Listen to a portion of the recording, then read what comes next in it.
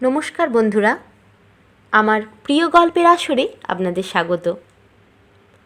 আজ আমি পাঠ করে শোনাব সুচিত্রা ভট্টাচার্যের লেখা গৃহপ্রবেশ। অসময়ে ছেলেকে দেখে চারুলতা ভীষণ অবাক। ও মা, খোকা তুই এই সাত সকালে? ছোট্ট 7x8 ঘরখানার দরজায় কমলেশ, দু পকেটে হাত, হাসছে মিটিমিটি। তুমি ঝটফট তৈরি হয়ে নাও। কেন রে? কেন আবার? তোমায় নিয়ে যেতে এসেছি। কথাটা ঠিক বিশ্বাস হচ্ছিল না চারুলতার। জেগে জেগে স্বপ্ন দেখছেন না তো? নাতি নাতনিকে দেখার জন্যে কবে থেকে হেদিয়ে মরছেন। সেই পুজোর সময় অষ্টমীর দিন নিয়ে গিয়েছিল কমলেশ। সেও প্রায় 6 মাস হয়ে গেল। কমলেশ শেষ এসেছিল হপ্তা 3 আগে। তখন একবার প্রসঙ্গটা পেরেছিলেন। ছেলে হুঁ হাঁ করে এড়িয়ে গেছে। আজ কি এমন ঘটল যে নিয়ম ছাড়া সময় ঘোড়ায় জিন লাগিয়ে হাজির কমলেশ? প্রশ্ন করতে গিয়ে তোতলা হয়ে গেলেন চারুলতা। এক্ষুনি যাব? এক্ষুনি, ঠিক কাঁটায় কাঁটায় 10টায় পুজো আরম্ভ। কিসের পুজো? আমার গৃহপ্রবেশের। ও তাই বল। চারুলতার পলকে মনে পড়ে গেল আজ অক্ষয় তৃতীয়া। এমন শুভ দিনেই তো বাড়িঘরে ঢুকতে হয়। চোখ বড় বড় করে তাকালেন চারুলতা। তোর ফ্ল্যাট তাহলে হয়ে গেল? পুরো কমপ্লিট হয়নি, ভেতরে এখনো অনেক কাজ বাকি। অকৃত্রিম খুশিতে মন ভরে উঠেছে চারুলতার। আনন্দিত সুরে বললেন, আগের দিন যখন এলি তখনও তো গৃহপ্রবেশের কথা কিছু বলিসনি। তখনও দিনক্ষণ কিছু ঠিক হয়নি। আরে বাবা, ফ্ল্যাটটা তৈরি হয়ে এসেছে, সেটা তো অন্তত বলবি। তোমায় সারপ্রাইজ দেয়া গেল। চারুলতার সিঙ্গেল বেড খাটখানায় বসতে গিয়েও বসল না কমলেশ। গাল ছড়িয়ে হাসল। তুমি শাড়ি বদলে নাও, আমি ততক্ষণ তোমাদের অফিসের ফর্ম্যালিটি সেরে আসি। বলেই কমলেশ হাঁটা দিয়েছে কেজো পায়ে। ছেলে মিলিয়ে যাওয়ার পরও চারুলতার দু চোখ দরজায় স্থির। শরীর জুড়ে হঠাৎ এমন কাঁপুনি আসে কেন? নয় নয় করে 4 বছর হয়ে গেল এই বৃদ্ধাশ্রমে। 9 মাসে 6 মাসে ছেলে বাড়ি নিয়ে যেতে এলে তীব্র রোমাঞ্চ হয় বটে, কিন্তু আজ অনুভূতি যেন একটু অন্যরকম। হৃৎপিণ্ড লাফাচ্ছে। চারুলতা লাফডুব শুনতে পাচ্ছেন। কেন রে চারু? খাবার ঘরে সকালের টিফিনের পালা শুরু হয়েছে। করিডোর ধরে একে একে চলেছেন বৃদ্ধারা, গুটি গুটি পায়। এখানে কারোর জন্য কারোর অপেক্ষা করা প্রথা নেই। নির্মলা, কিরণ, শান্তি এ ঘরে এক ঝলক উঁকি দিয়ে এগিয়ে গেলেন। জলখাবারটা কি সেরে আসবেন চারুলতা? নিদেন পক্ষে চা? থাকবে, সকালে তো একবার চা হয়েছে, এখন আর গলা দিয়ে কিছুই নামবে না।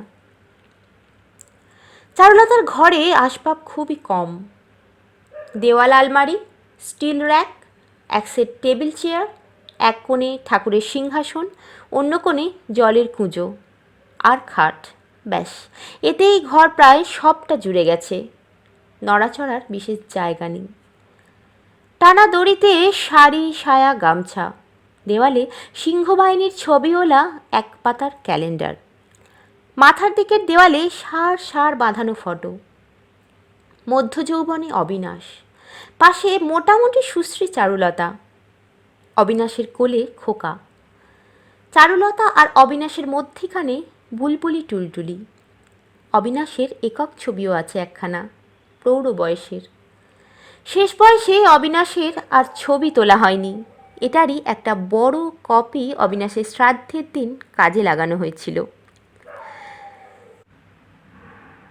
খান দুয়েক পারিবারিক ফটোও আছে দেওয়ালে, বহু কাল আগে তোলা, এখন হলদেটে মলিন।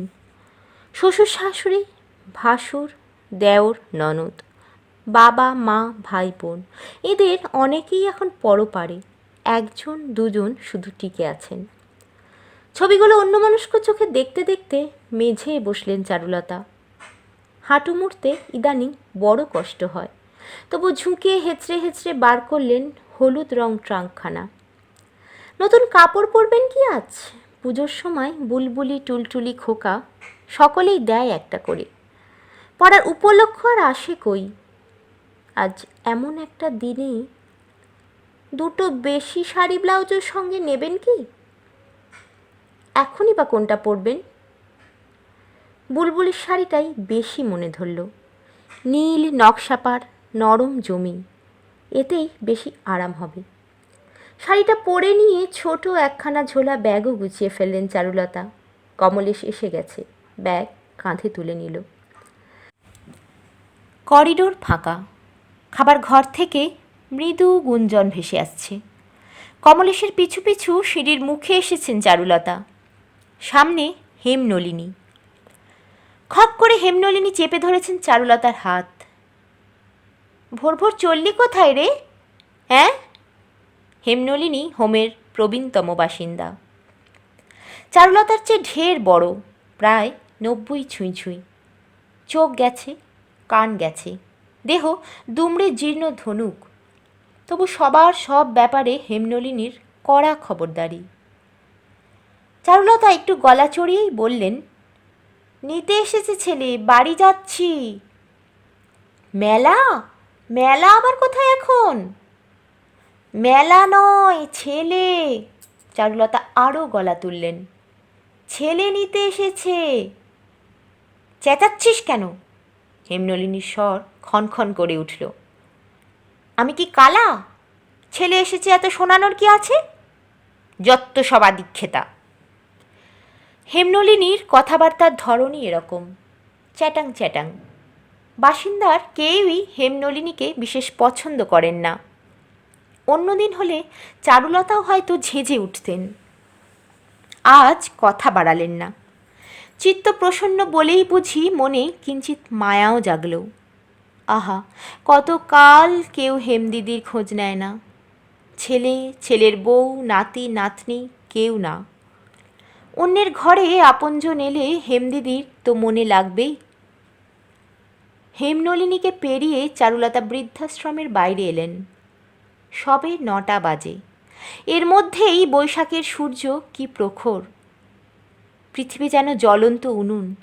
এদিকে ওদিকে সবুজ আছে অনেক, হোমেও গাছগাছালির কমতি নেই। তবু চড়া তাপে চামড়া ঝলসে যায়। কমলেশ কম্পাউন্ডের গেটে দাঁড়িয়ে পড়েছে। ঘড়ি দেখতে দেখতে বলল, দাঁড়াও, একটা ট্যাক্সি ধরে আনি। ট্যাক্সি কেন রে? বাসই তো ভালো। চারুলতা হাহা করে উঠলেন। ছেলের সংসার থেকে কবেই সরে এসেছেন, তবু এখনও তার জন্য ছেলের অপব্যয় বুঝি সহ্য হয় না। বললেন, এখন বাসে তেমন ভিড় হয়নি, আমি খুব উঠতে পারবো। না না, দেরি হয়ে যাবে, ঠাকুরমশাই 9:30টার মধ্যে এসে পড়বেন।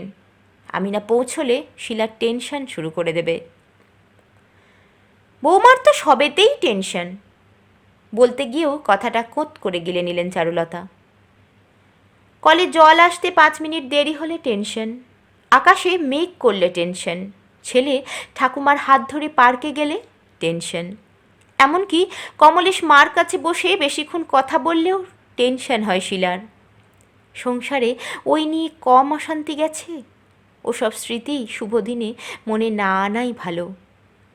ছেলের মেজাজ খিচড়ে যেতে পারে। কমলেশ ট্যাক্সি পাকড়াও করে ফেলেছে। চারুলতাকে উঠিয়ে সিটে আয়েশ করে হেলান দিল। ভারিক্কি গলায় নির্দেশ ছুড়ল, যাদবপুর চলো, কৃষ্ণা গ্লাস স্টপেজ। কমলেশের বাচন ভঙ্গিতে আজ যেন একটা আলাদা ব্যক্তিত্ব।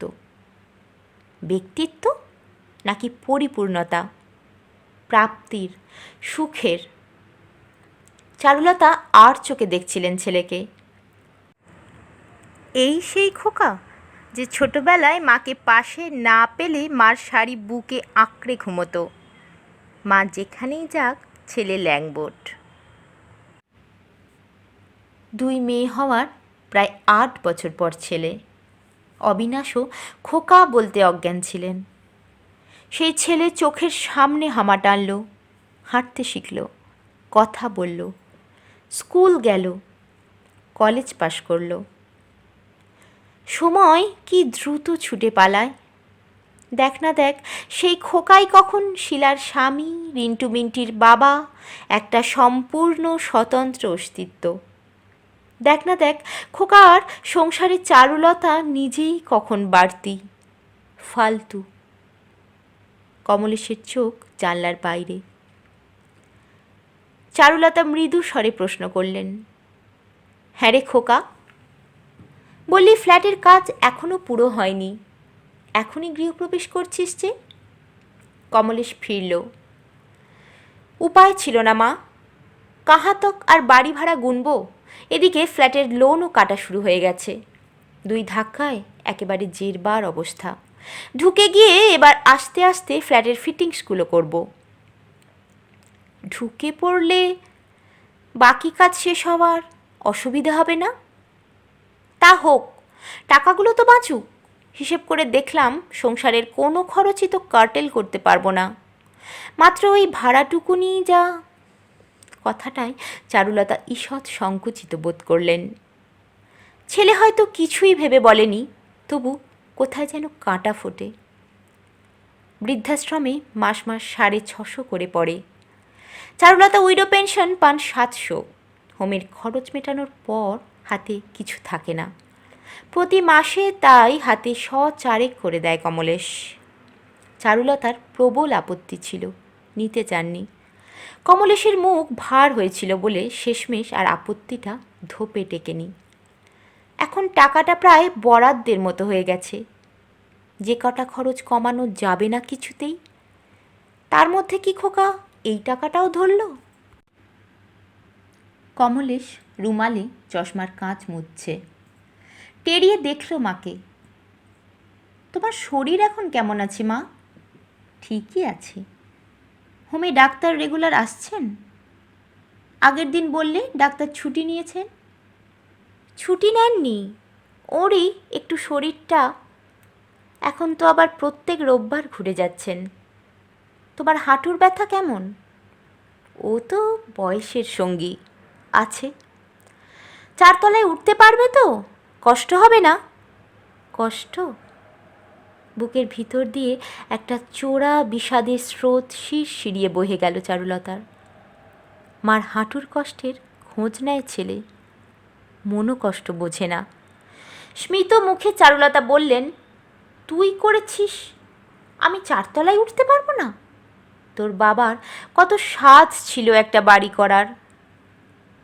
সাধ ছিল বলো না, বলো শেষ বয়সে সাধ হয়েছিল। তেমন ইচ্ছে থাকলে চাকরি করতে করতেই গড়িয়া নরেন্দ্রপুর কোথাও একটা জমি কিনতে পারত। সারাটা জীবন আমাদের ভাড়া বাড়ির ঘানি টানতে হতো না। ইস, ওসব দিকে জমি কত সস্তা ছিল তখন। অবিনাশ নিখুঁত চুলচেরা হিসেবেই সংসারী ছিলেন না, চারুলতা জানেন। আবার সংসারের অনেক দায় যে হাসি মুখে বহন করেছেন তিনি, এও তো দেখেছেন চারুলতা।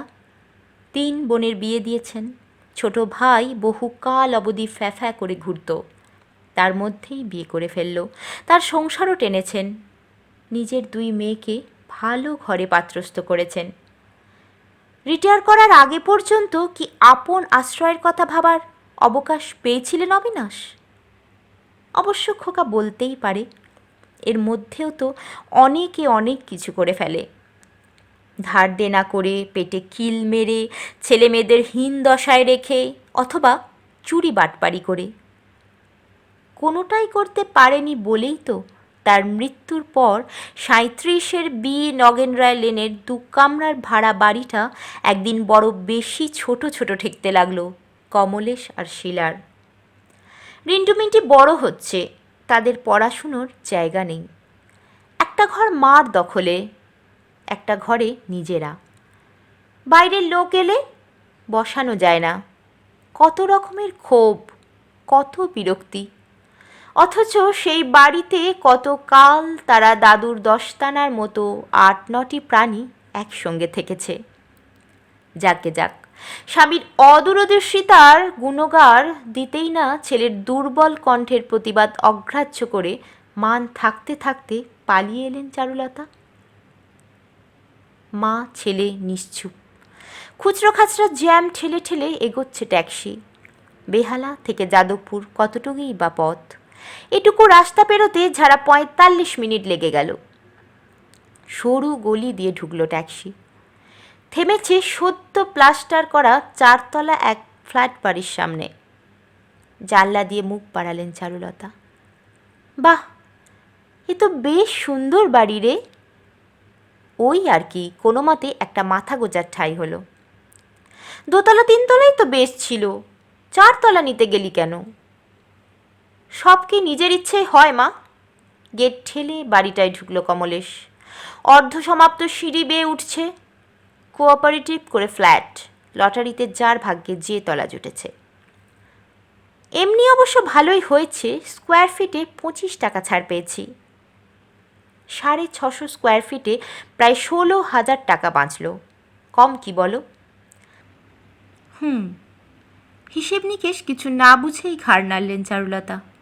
৪ তলাতে হাওয়াও বেশি পাবে, ধুলো ময়লা মশা কম হবে। শিলাকেও তো তাই বুঝিয়েছি। ও তো এখন থেকেই টেনশন করছে বুড়ো বয়সে কী করে উঠবে নামবে। আবার সেই টেনশন? চারুলতা বললেন না কিছু, হাসলেন সামান্য। ঈশ্বর করুন এর চেয়ে যেন কোনো গভীর টেনশন বুড়ো বয়সে না আসে খোকা আর শিলার। ৪ তলার ফ্ল্যাটের দরজা হাট, দরজায় আলপনা, ঘট, ডাব, ফুচকে ফুচকে কলা গাছ, গোলা সিঁদুরের ফোঁটাও লেগে আছে বাইরের দেওয়ালে।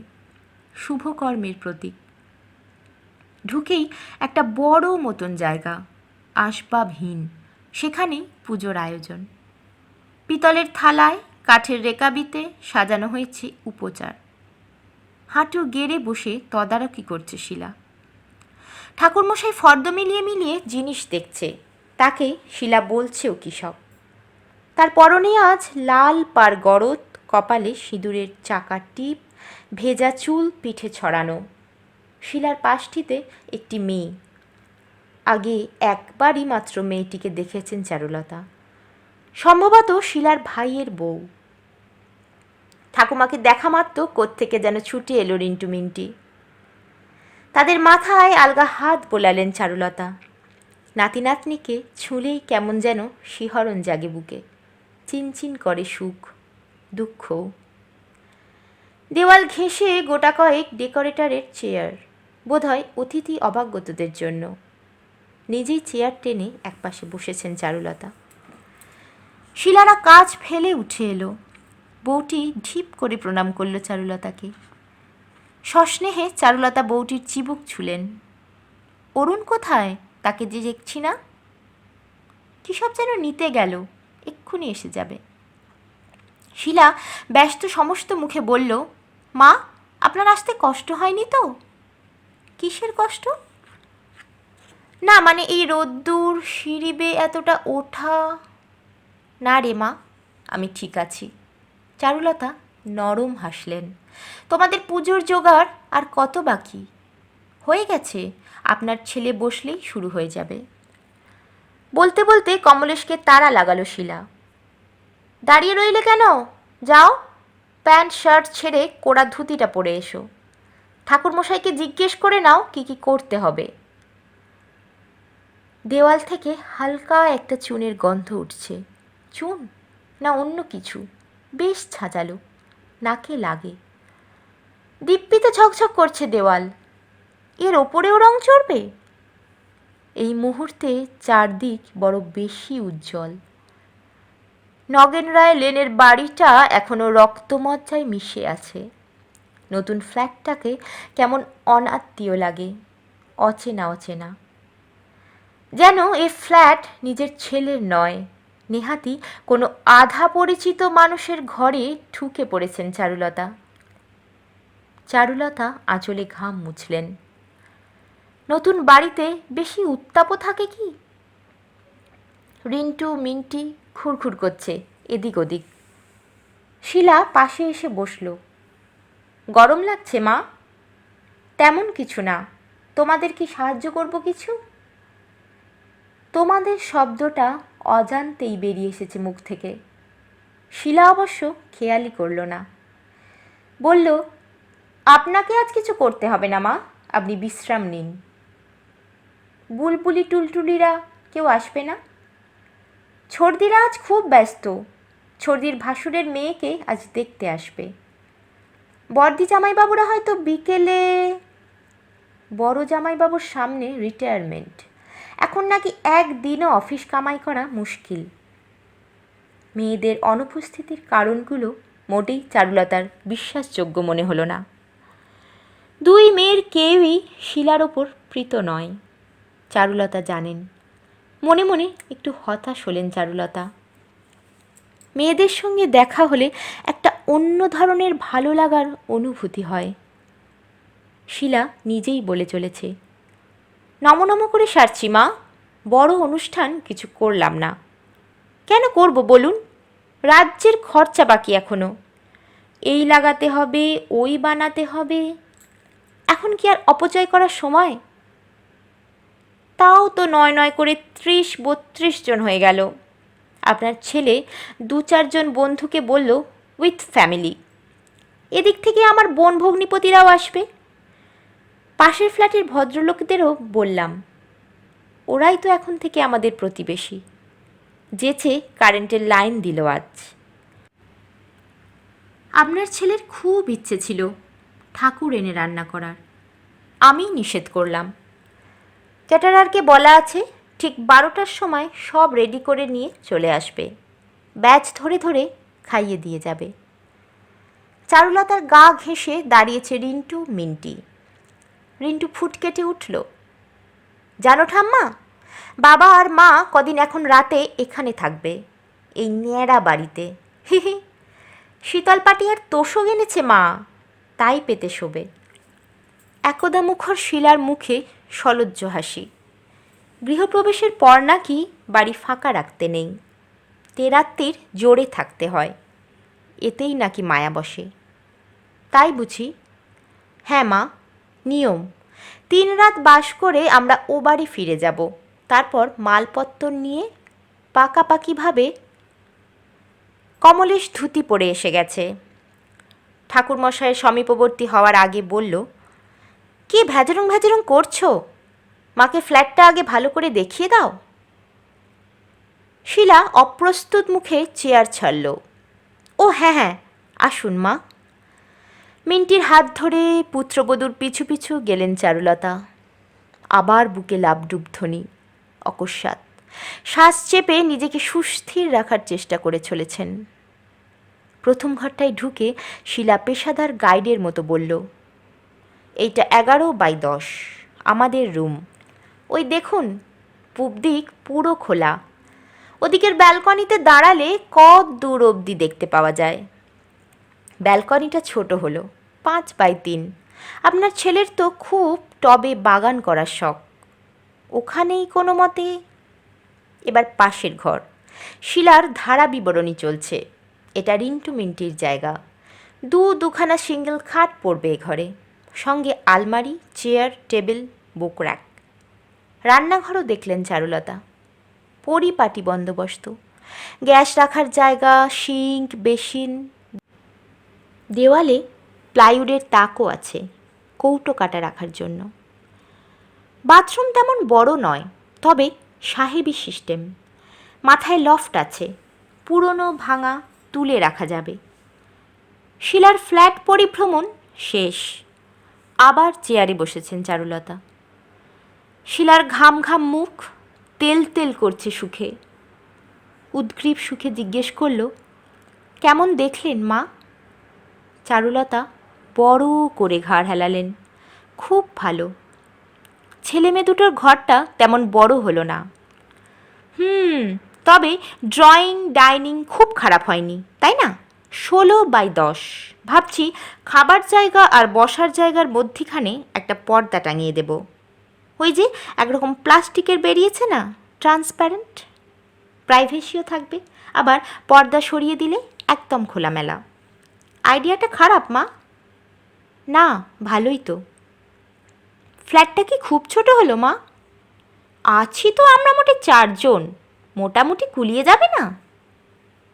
হয়তো যাবে, হয়তো বা যাবে না। হয়তো কোনো একদিন 4 তলার এই পূবে ব্যালকনিওয়ালা ঝলমলে ফ্ল্যাটে কমলেশ আর শিলাও বাড়তি হয়ে যাবে। সেই অনাগত দিনের কথা অবশ্য এই মুহূর্তে ভাবছিলেন না চারুলতা। তার বুকের গভীরে অনেক অতলে কোথায় যেন একটা রক্তক্ষরণ হয়ে চলেছে নিঃসারে। নগেন রায় লেনের জীর্ণ এদো ভাড়া বাড়িটায় না থেকেও সংসারে কোথাও যেন একটা ছিলেন তিনি। বৃদ্ধাশ্রমের বিছানায় শুয়ে হঠাৎ হঠাৎ কেমন নিরাশ্রয় মনে হতো নিজেকে। অভিমান জাগত, কান্না পেত, তবুও ভাবতেন এ পৃথিবীতে কোথাও যেন একটা সুখী গৃহকোণ আছে তার নিজস্ব। এই নবীন ফ্ল্যাট বাড়িতে তার আর এতটুকু অস্তিত্ব রইল না। চারুলতা কি জানতেন না তাকে এই বাড়িতে থাকার জন্য ডাকবে না ছেলের বউ? তবু বুঝি মনের কোণে ক্ষীণ আশা ছিল, অন্তত কয়েক ফুট জায়গা হয়তো বরাদ্দ থাকবে তার জন্যে ছেলের এই নতুন ঘরে। ভ্রম ঘুচে গেছে। চারুলতার জন্য কমলেশের ঘরে 1 সেন্টিমিটার জায়গাও বরাদ্দ নেই।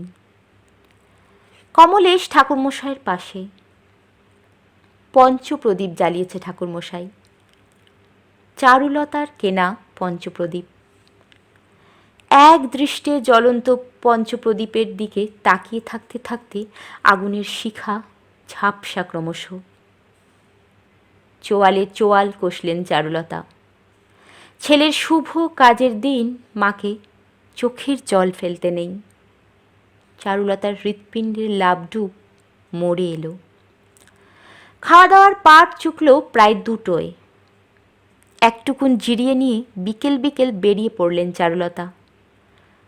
ফিরছেন ঝোলা ব্যাগটি বুকে আঁকড়ে। দিনভর খাটাখাটুনির পর কমলেশ ভারী ক্লান্ত এখন। চারুলতাকে পৌঁছে দিচ্ছে কমলেশের শ্যালক। বৃদ্ধাশ্রমের গেটের সামনে ট্যাক্সি করে নামিয়ে দিয়ে গেল অরুণ। অন্দরে ঢুকতে গিয়েও ক্ষণিকের জন্য থমকালেন চারুলতা।